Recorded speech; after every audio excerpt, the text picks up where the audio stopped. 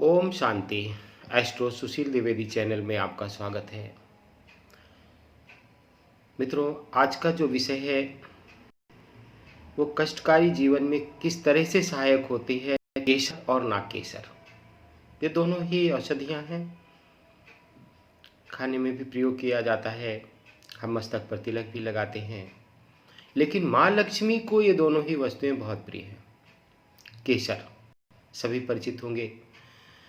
बुद्ध को मजबूत करने के लिए हम गणपति को तिलक लगाकर स्वयं जब तिलक लगाते हैं तो हमारे अंदर सद्बुद्धि आती है। लेकिन सद्बुद्धि के लिए ज़रूरी है कि हम, ऐसा तो नहीं है, ग्रह भी जिम्मेदार होते हैं। कभी कभी ऐसा है कि हम बहुत से उपाय करते हैं और सफलता नहीं मिलती है, तो इसलिए ज़रूरी है कि हम पहले विश्वास करना सीखें।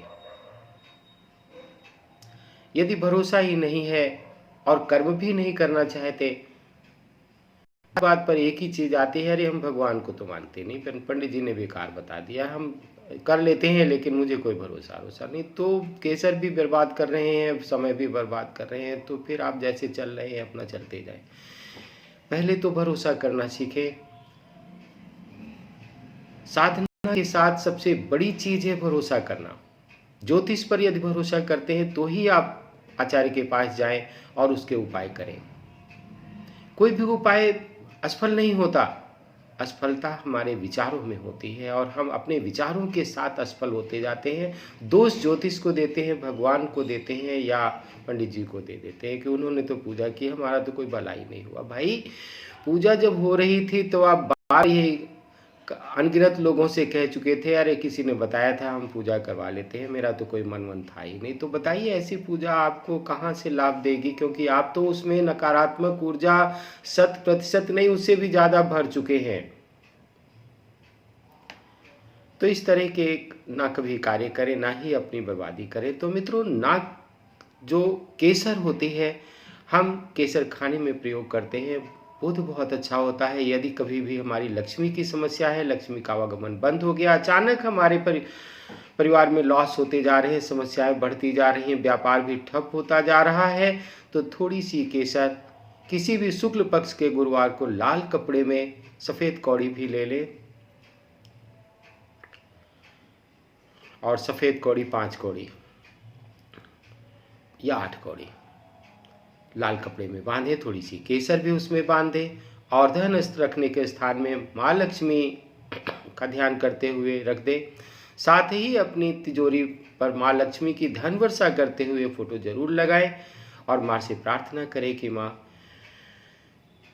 मेरी समस्याएं दूर कीजिए, मैं आपकी शरण में हूँ। आप देखेंगे कुछ ही दिन में ये अपना काम करना शुरू कर देगा। इसी तरह से मित्रों, नागकेसर को तो हम अपने गमले में भी उगा सकते हैं। नागकेसर जैसी काली मिर्च होती है, इसी तरह से दाने होते हैं, बहुत अच्छे होते हैं।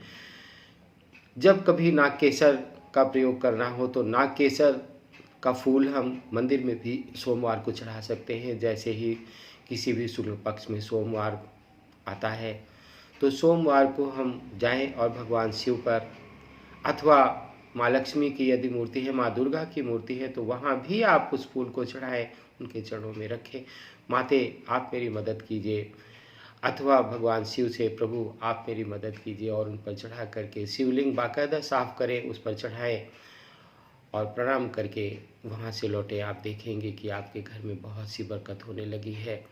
नागकेसर का प्रयोग बहुत सफल सिद्ध होता है। इस तरह जैसे ही आप करते हैं, प्रतिदिन धूप दीप भी दिखाया जाता है, क्योंकि लाल कपड़े में इसे भी बांध कर रख देते हैं सफ़ेद कौड़ियों के साथ। जैसे केसर रखी थी वैसे ही नागकेसर को बस वो गुरुवार को रखते हैं, ये सोमवार को रखा जाता है, धन रखने के स्थान में रखें। उसी विधि से विश्वास जरूर रखें, क्योंकि जब हम भरोसा करते हैं अपने ईश्वर, अपनी शक्तियों पर, अपने इष्ट पर, तो वाइब्रेशन वैसे आते हैं, सकारात्मक ऊर्जाएं आते हैं और हमारे साथ हमारे कृत कर्म भी उससे धीरे धीरे कम होते हैं। बाकी तो निश्चित है कि हमें अपने किए हुए अच्छे बुरे कर्म तो भोगने ही पड़ते हैं, लेकिन साधना, आराधना, गुरु भक्ति, ईश आराधना अथवा अपने सत्कर्म अनगिनत समस्याओं से हमें दूर कर देते हैं और हमारे जीवन को भी खुशहाल बना देते हैं। और जब जीवन खुशहाल होता है तो माहौल भी मज़ेदार हो जाता है। तो मित्रों, अवश्य इसका प्रयोग करें। यदि कोई समस्या है तो कमेंट बॉक्स में ज़रूर लिखें। मेरा नंबर पर भी कॉल कर सकते हैं। मेरा नंबर है 9336227483। इसी के साथ आज विषय समाप्त होता है। अगले विषय के साथ हम फिर आपसे मिलेंगे। ओम शांति।